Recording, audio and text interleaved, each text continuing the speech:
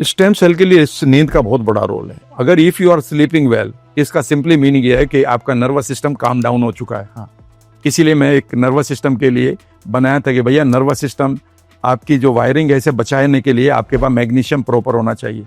पर बाहर का काम करेगा नहीं करेगा जरूरी नहीं, क्योंकि मैग्नीशियम को पचाने के लिए, आयरन को पचाने, जिंक और कैल्शियम को पचाने के लिए आपके पास गुड बैक्टीरिया होने चाहिए। अगर आप खाते जा रहे हैं इसका मतलब ये नहीं कि ये लग रहा है।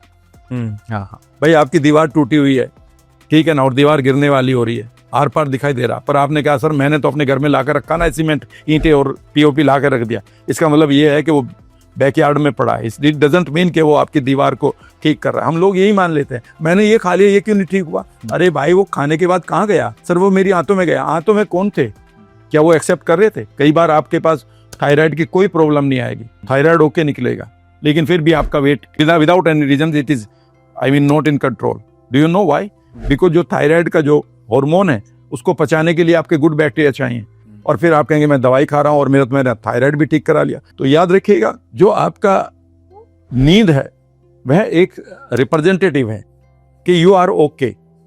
आपका नर्वस सिस्टम बिल्कुल काम कर रहा है, यानी कि वेगस नर्व आपकी बॉडी के पैरासिम्पैथेटिक नर्वस सिस्टम को ठीक करने के लिए, ओके करने के लिए काम कर रहा है, यानी कि you are not in trouble.